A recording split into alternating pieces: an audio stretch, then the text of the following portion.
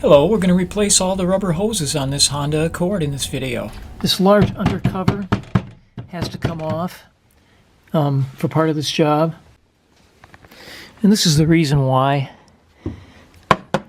That's part of the undercover and it's in the way of replacing one of the tubes, one of the hoses. So here's a look at this amazing, complicated, crazy piece and all the fasteners it takes to hold it in place. About 5 months ago, we changed out the power steering pump on this Accord, and I'm going to throw up a link to that. It goes into detail about how to pump out the old fluid. But now, power steering doesn't work for a few minutes when the car is cold. This is the fluid from the first time we changed it out, but it was still dirtier than I expected after just 5 months. So I'm thinking the rubber hoses are deteriorating inside, and I'm going to change them all out. Okay, we'll start with the flange on the pump. And this early part will be easy. Later on, due to cramped quarters, what is not a technically hard job becomes physically hard because of a lack of access room.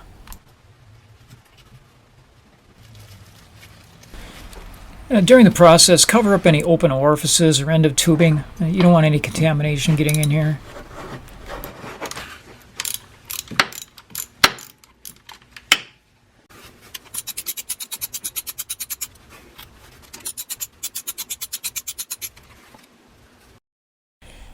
This is the first of 3 attachment points for the high pressure assembly. So now going deep down in here, you can see the sensor there. So you have to unplug that. Okay, we're going after. There's a bracket with a 10mm bolt holding it down here. Just get on that and take it out. I think this will be able to get us in there. This bolt was really on here tight, rusted, so I took my time back and forth. Just take it easy, don't break it off, and make your job 10 times harder. I should mention I'm using a 6-point socket. Do not use a 12 in this kind of thing. It's rusted. So this one's rusty. I'm going to be replacing it. This is a very congested area to work, so moving the heater hoses, pulling them out of their holders, and the vacuum hoses is helpful. Give yourself a little more room.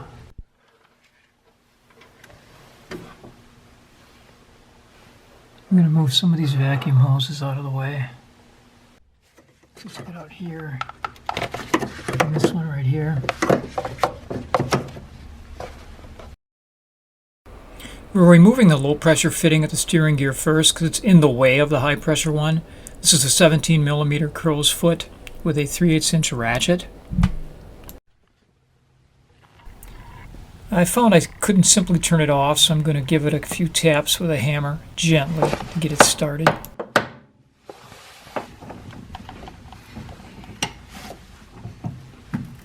There it comes.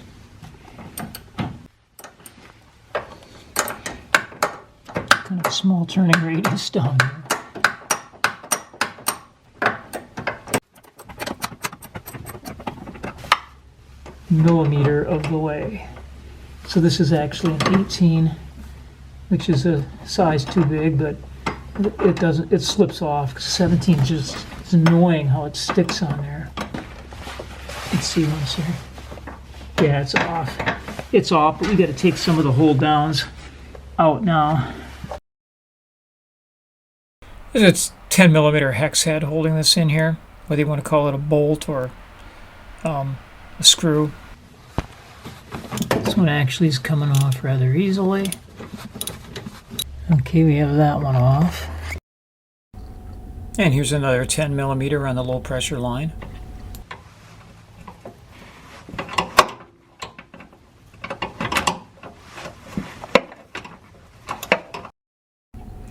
But thankfully not seized up, turning out nicely. Yeah, I can turn this off by hand. There it is. It almost frees this line up. It's just a little plastic holder here on the hose part of it.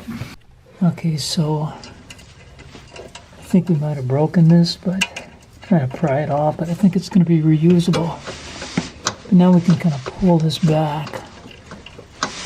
Maybe. Yeah.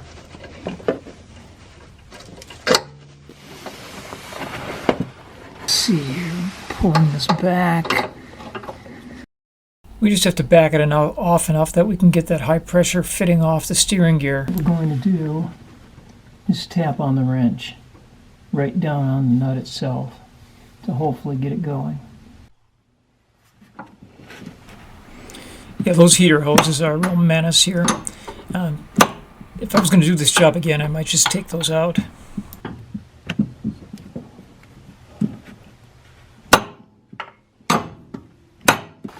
I found a way to tame those hoses. And it finally gave way.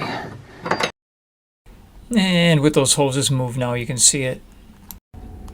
Though this is enjoyable to watch at regular speed, I'm going to crank it up.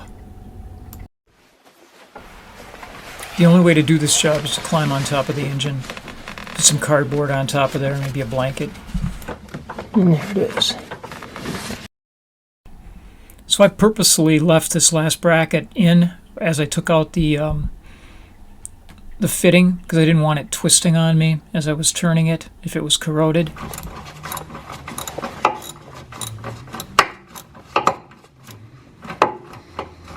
Okay, it's loose. Okay, so now we can bring up the old line and finally disconnect the sensor here. Okay, I'm trying to pry this at the same time as I release it. I still can't get it. Okay, you can see the release right here. It's just extremely stiff. We finally got it by pushing in on the tab with this pliers and then pulling at the same time as it's really stuck. And I'd also use this tie here. It's kind of a removable zip tie to hold it in place.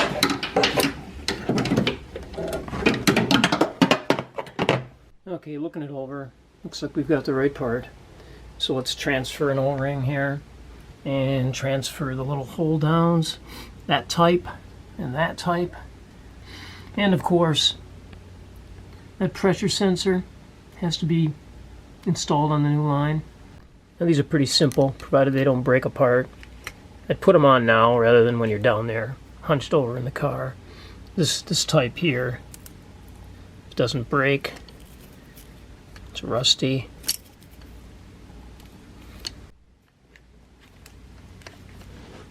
So this sensor's 18 millimeter. And I had to use some persuasion here, tapping it with a hammer, get it started.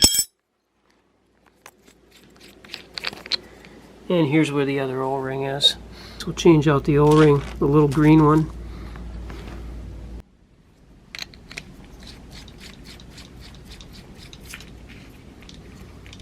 And then again, tighten it up with the 18 millimeter.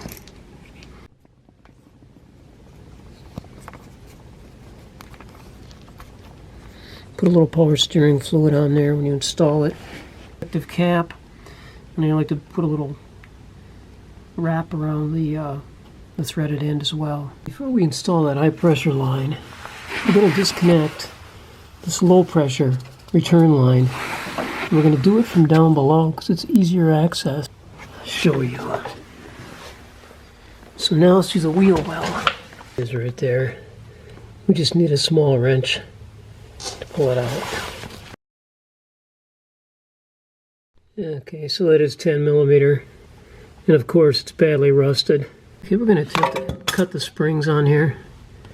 See if we can cut through them. It might be too tough, but let's try it. And so the simple removal of a clamp becomes a frustrating ordeal when rust insinuates itself. And we sawed through it. Once I sawed through it, I was able to slip it off that metal line pretty easily. On the other end of the low pressure line, a rusted clamp must also be removed.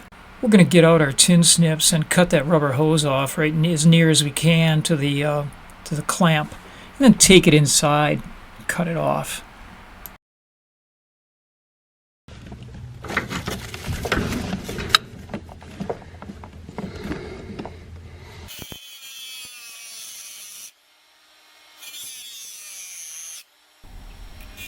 Not really a hater, but I'm kind of hating on these clamps right now.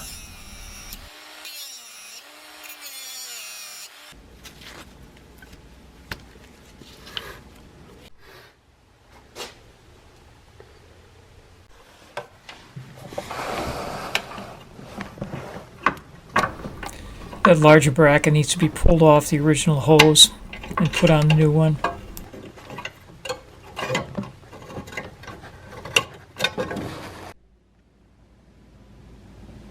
This is the low pressure hose. Okay, now we're going to push this low pressure hose through.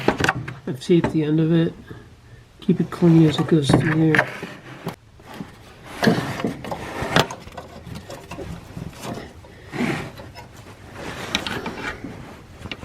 Remember, it goes through here. We can't attach the end by the wheel well yet because then we won't be able to put the clamp on that steel line. Okay, so thread it through here first. Okay, so turn this in as far as you can by hand.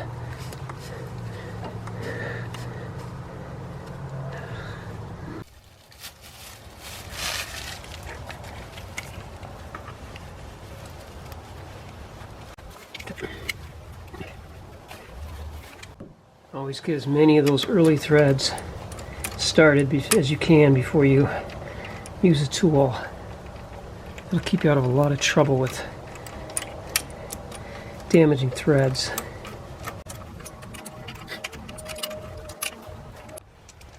Okay, now we can just snug this.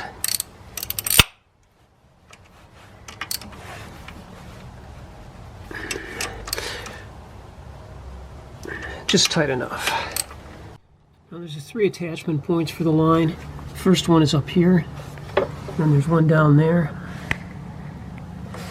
and one over in here. So we'll fix all those and show it right there. Okay, so I'm finishing this off with a 19mm flare nut wrench. The original part was 21.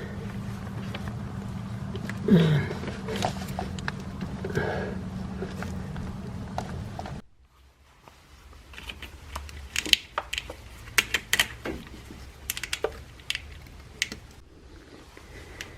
I put never seize on every one of these small bolts.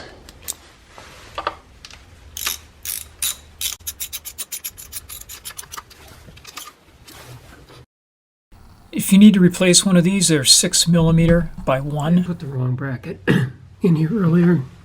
This is the one that goes over here. Got them mixed up. Which makes sense because this now looks like it's going to fit a lot easier. One in there.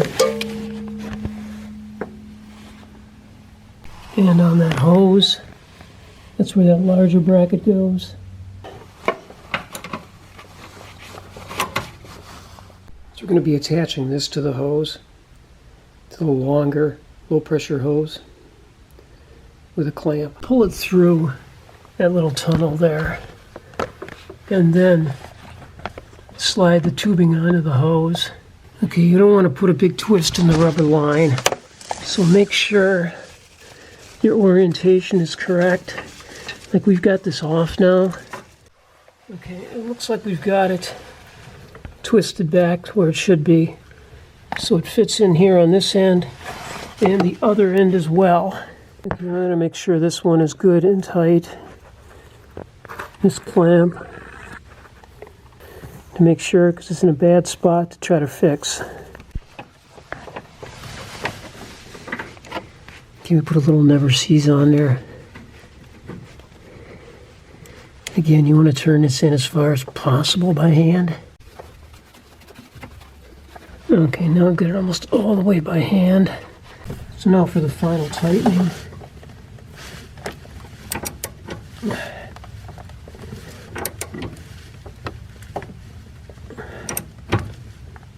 And we've got the fitting tight, and we've got our mounting bracket in place, tightened up. And over here on this end, just have to put this back in the tubing.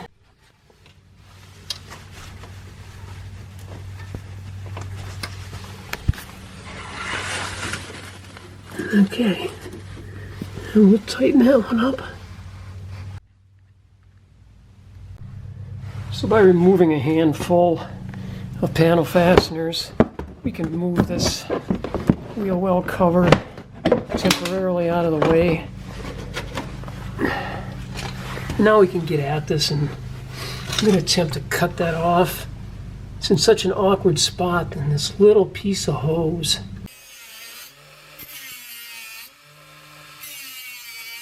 Start to see smoke, you know you've hit the rubber, so stop.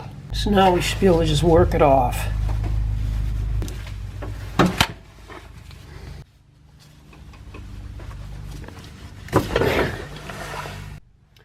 So if you get confused, the straight long part, that's the top. Warm it up a little bit with a heat gun. It's helpful. Then you can push it on there. It's got a stop on it. Now we just got to get some clamps. So looking for replacement clamps. These are size 6. The extra wide ones, which is what I wanted.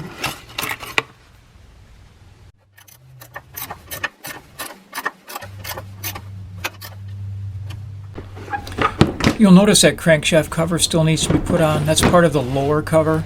I'll put that on at the end. Next is going to be this upper return hose. Just a short hose. A couple clamps. Here's the replacement.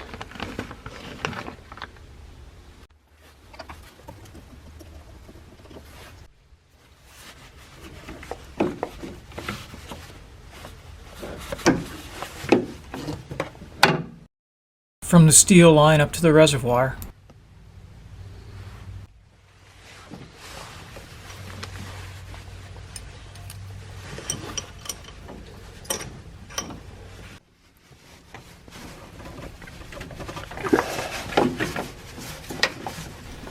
A very tight fit. All right, let's work it onto the bottle.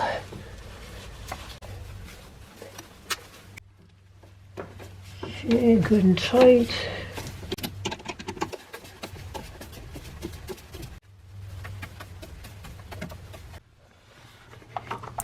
Just a reminder to put the vacuum lines back in the slots where they fit in, they snap into, as well as the heater hoses if you moved them.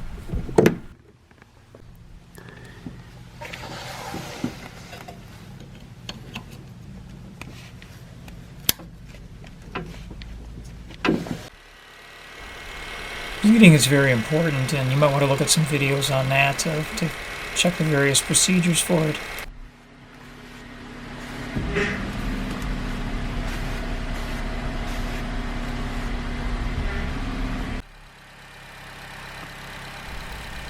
I added an Edelman inline filter, if you can see it down there.